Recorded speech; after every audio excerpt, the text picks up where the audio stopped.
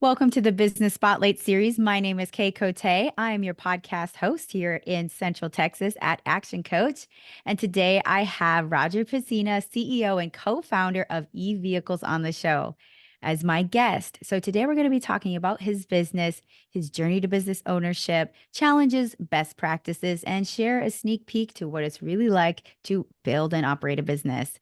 If this is your first time on our channel, be sure to like and subscribe to get episodes just like this one. Welcome to the show, Roger. I'd love to hear a little bit about you and your business. Yeah, absolutely. So here at Eve, we've been developing something called drone as a first responder. Imagine in the near future, when you call 911, the first thing that dispatch sends to the call is a drone. It arrives within 3 minutes, and it allows dispatch to know what's the right resources to send to that call, whether it's police, fire, or emergency services, and how to more effectively solve that call and also to save the city money, but more importantly, lives. That's incredible. I was looking on your website a little bit before our call, and I thought this is such an ingenious idea. And, I'd like to hear a little bit of how did that come about? Tell us a little more. Absolutely. My background is it's in drone development and product development. So before I started this company, I was working as a lead mechanical engineer for a guy by the name of Colin Gwen, and Colin's really famous in the drone industry because he started DJI North America, and he actually helped launch something called the Phantom One and also the Inspire One into the marketplace. And so uh so yeah, I worked on a lot of drones for him. The first drone I worked on was back when I was in college more than 11 years ago. I built my College of Engineering's first working drone, and yeah, I always kind of like wanted to build my own drone company. So even 10, 11 years ago when I was a student, I was trying to do it, but I really didn't know what I was doing. I was just a young man trying to build a robot company and just trying to make it work. So working under Colin really helped focus my energy and exactly what it would take to build a company and a drone company.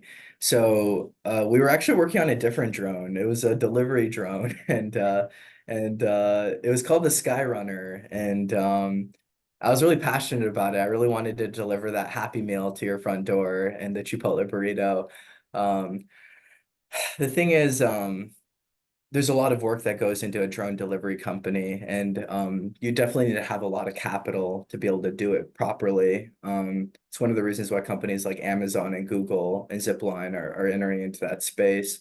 It could be a very big business, but I do feel that there's a lot of more friction in starting a drone delivery company than there is starting a public safety drone company. And so we met this police officer. His name was John Buell. He's now on the team. He's our VP of partnerships.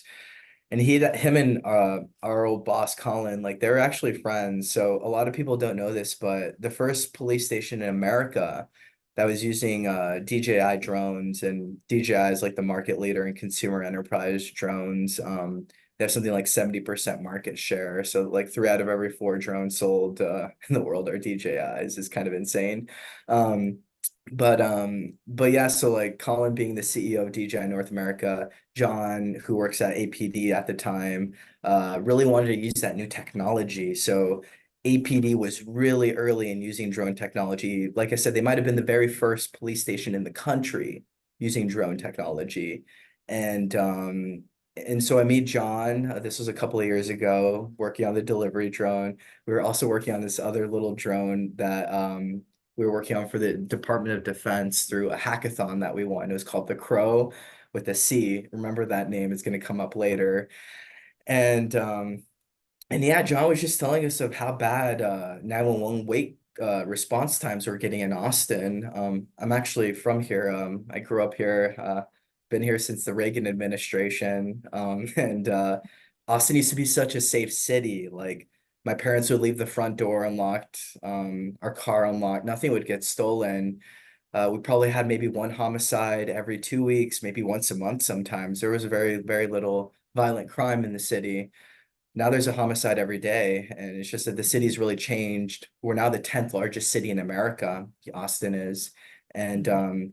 he was just telling me all of these issues. So we started talking about what it would take to solve that big problem.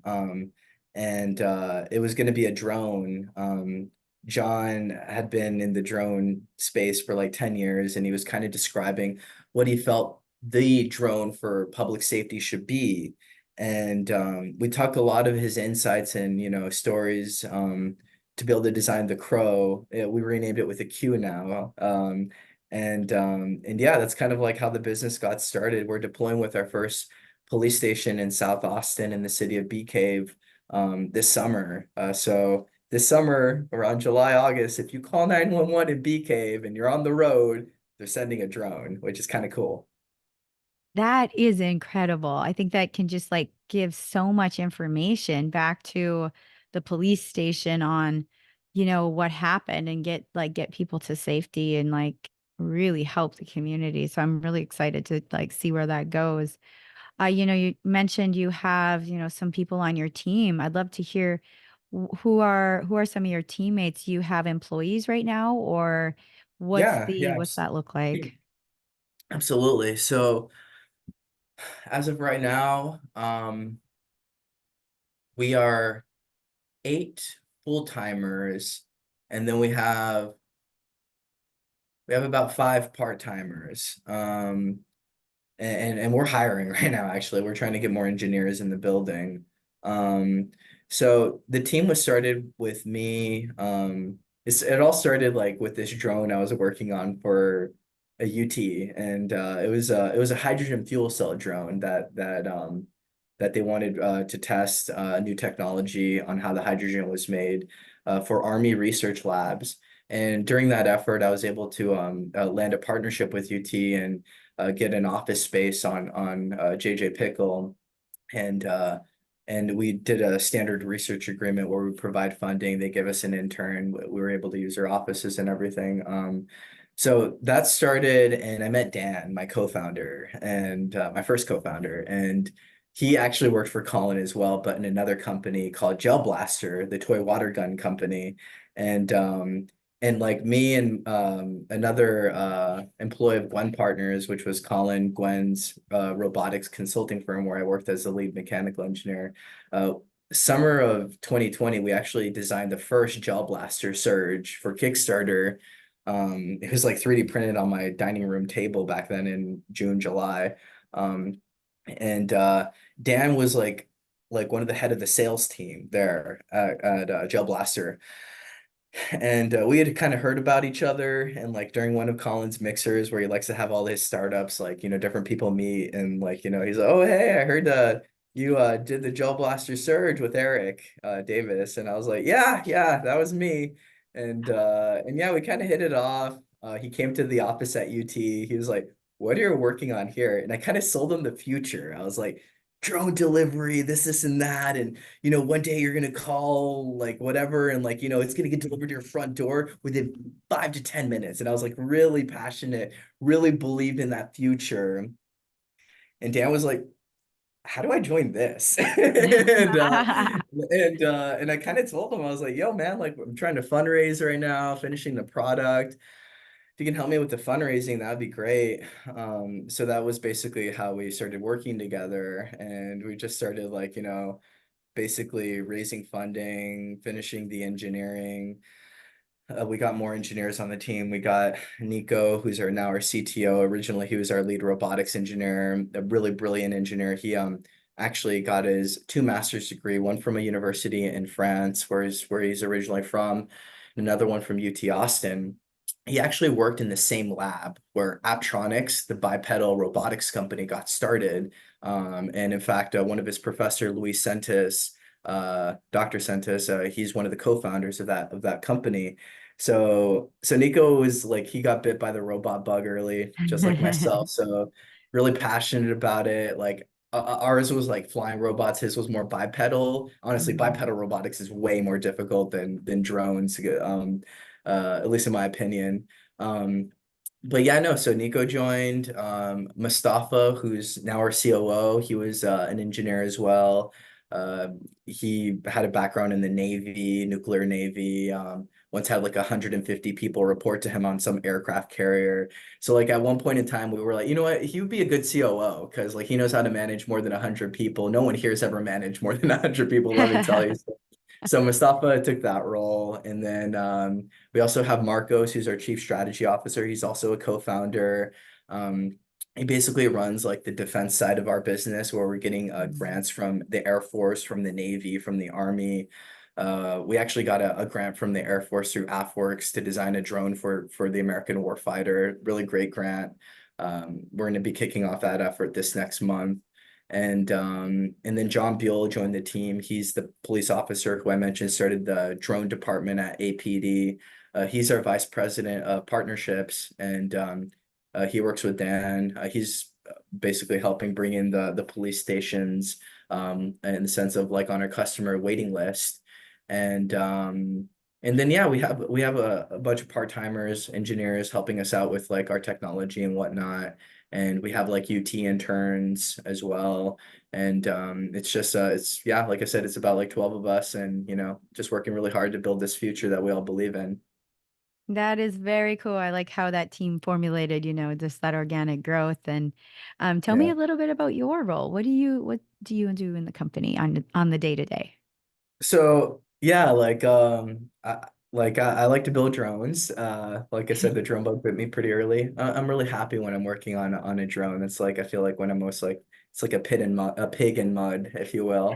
Um, but uh, but yeah, no, as like my role as CEO has like evolved over time, and as the team's been getting bigger, as we're onboarding more and more engineers, I like to give more of that responsibility to Nico and team. And just focus on things like fundraising, like selling the vision of the company, what we're doing, making connections, um, and basically helping Dan raise our seed round, which right now we're basically in full swing.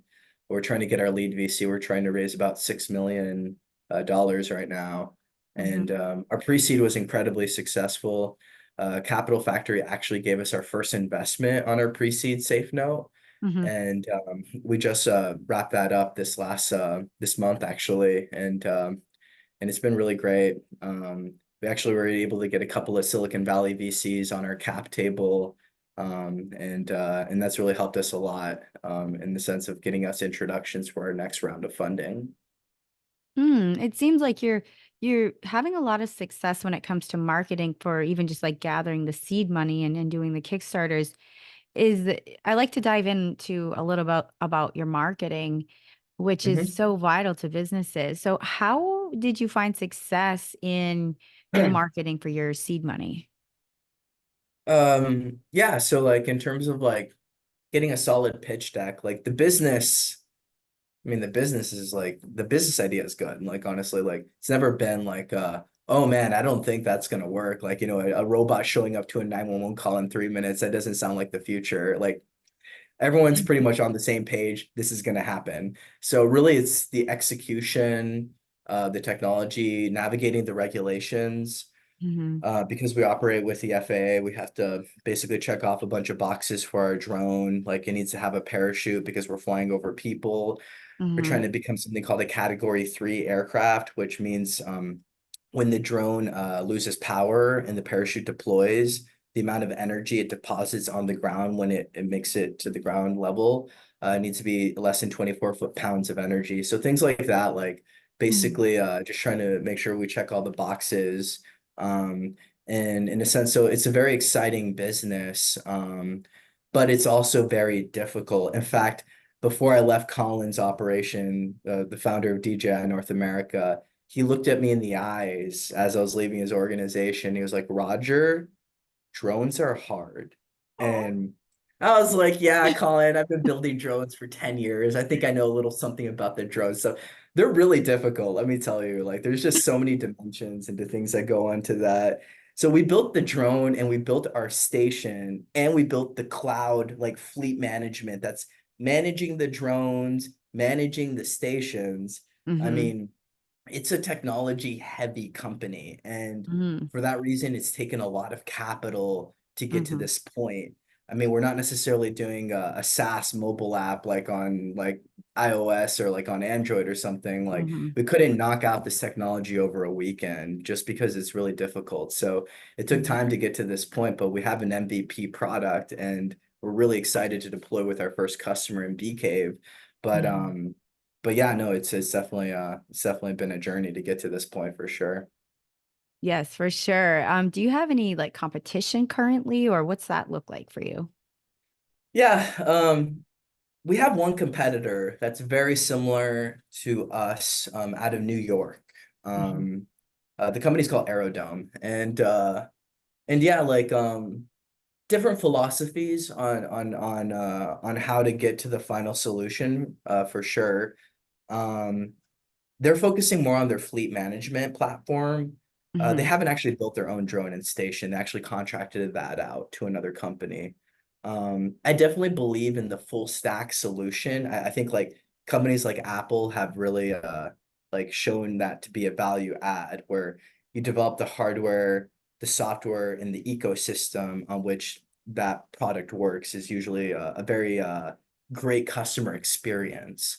Mm-hmm. And and we obsess about the customer. It's one of the reasons why one of our first hires was a cop, because like, we want to make sure our customer like loves the service and Mm-hmm. loves using it. And it's a value add too. I mean, these things aren't cheap. They cost a lot of money. It's a subscription service. We're robot as a service. We don't sell our hardware or our software. We basically do it on a lease.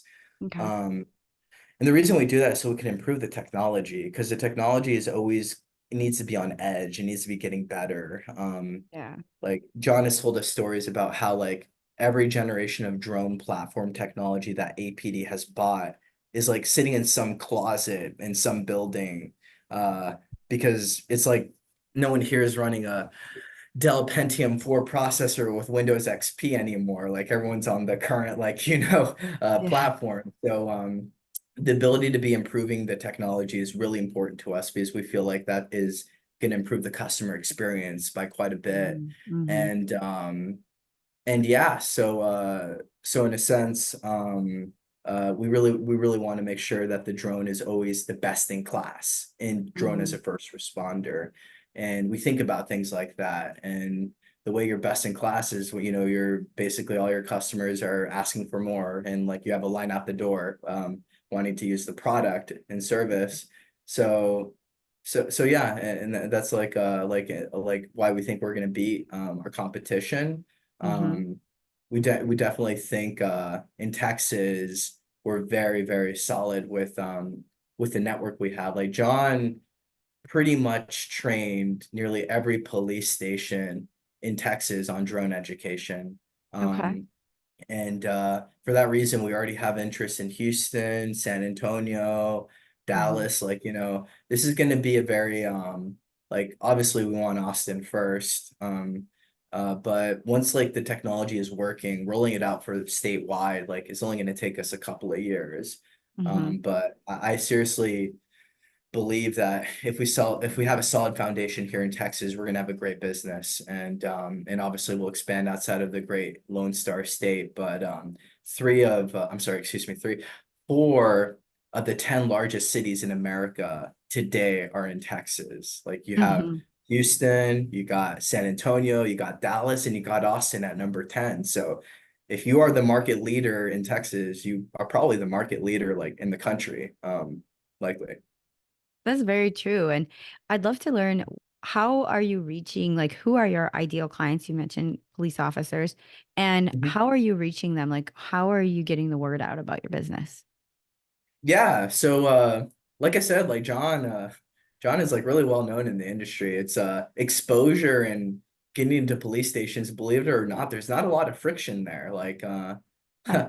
so many times I've just listened to John like pick up a phone and just call someone and like, "Oh, hey John, how's it going?" I'm like, "Oh, who is that, John?" That was the chief of police for Harris County Sheriff Office. I'm like, "Oh, okay." Like, wow, like, so thing about police, like, it's a really relationship based business. Like Roger the engineer, like, walking up to APD HQ like through the front door, selling them a drone. That was going to be really difficult, like, to have any credibility in that world. So definitely John, having him is a definitely value add. So John just like he runs this side program called Drone Pilot Inc. So he'll have like folks from like Bastrop, from like Georgetown, from Cedar Park, from like different like cities around Texas just come to these classes. And there's always a slide where he's talking about the crow, and it gets people really excited because cops like love to see what's like around that next corner. Like what's the future Yeah. technology we're gonna be working with? So like when they see that, they're like, oh man, we got to get on that list. And I'm like, yeah, you definitely do. And yeah, so we're really excited about the future for sure. Yeah, we really think this is one of those technologies that you're really going to be able to see changing like everyday life. Like, Mm-hmm. it's like, sometimes someone does like I don't know, like a software company and they did something really great. Don't get me wrong, I don't want to devalue it, but it's behind several layers of technology that you never hear about it. You're like, there's no exposure. You're like, oh yeah, that company did so and so. But with us, like you will be walking the street, like, and all of a sudden you look in the sky and you'll see the drone with the little red and white sirens like going to a 911 call, and you're like, oh wow, that's like gonna go and help someone. Like, oh, like, I Yeah. really believe that every American, before it's like said and done, like you will have a story about the crow and how it helped you. Mm-hmm. And I think everyone's going to be able to experience that technology because everyone calls 911 at least once in their life. Like it's a thing that's going to happen. So Mm-hmm. like just making sure that experience is as nearly as positive as it can be, with Mm-hmm. quick response and hopefully de-escalation. Like I would love more than anything that the drone arrives and that's all we had to do. Like didn't have to send a cop, didn't have to send a Yeah. firefighter, emergency services, like that would be great. Obviously, like, there's going to be situations where you do need an EMS, you need a fire truck and things like that. But honestly, like I really, yeah, like we just really want to help people here and we really want to change the world. And yeah. I dig that. And we've covered so much ground. And I think there's just so many great nuggets of information in this episode. So, to anyone watching or listening to this, definitely check it out a couple of times and pull those great nuggets out. As we're kind of wrapping up, I'd like to dive into a rapid fire section. So, these are four Okay. questions that are just answered top of mind. And Mhm. then we'll get into our final questions. Are you ready for some rapid fire? I am. Awesome. So our first question for you is, what is the key to success for you? Patience. Mm-hmm. Number two is, what is one piece of advice you could give to other business owners? Um, be an optimist. That's a good one for sure. Yeah. Um, the third one is, what is a book or any piece of content, a podcast, anything that you've read most recently? I just finished reading Gordon's book, Startup Success. He's one of the co-founders of Capital Factory. It's a pretty good book. I'd recommend it. Nice. And our last question is, if you had to choose only one area of business that you could rapidly improve tomorrow, what would it be?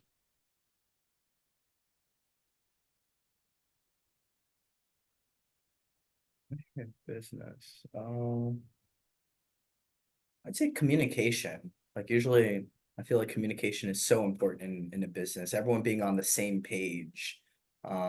You'd be surprised how many organizations that people are in different chapters and like, being on the same page where like everyone understands what's going on, what needs to get done. That is super important. I feel like it's even more important for startups, for Mm-hmm. sure. Is the only thing a startup really has is speed. You can just move Yeah. faster than people like IBM and like Google can make a decision a day quicker, but being able to communicate, make sure everyone knows what's going on is super important. Communication is key. So this has been such a fun interview. And before we get to our final question of the day, how can people learn about you? Feel free to share any contact info or social media handles. Yeah, absolutely. We're on Instagram, we're on Twitter, we're on LinkedIn. It's Eve, like all lowercase, vehicles, like a car you drive, and corporation, or just put Eve vehicles. You'll be able to find our social media handle. If you want to get a hold of me, my email is really easy. It's Roger, like the rabbit, Roger at evehicles.com. Awesome. Well, thank you, Roger. And for our final question today, what is most inspiring to you today? Huh.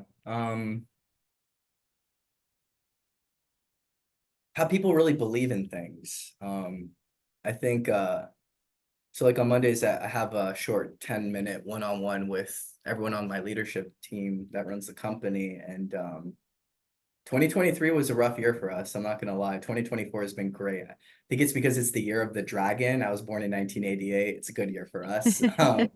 But yeah, like when people really believe in things, there's so much that comes with it. It's like the ability to be resilient, to persist, to be an optimist, to be excited about life. Like when you really believe in something, you're gonna get through really tough times.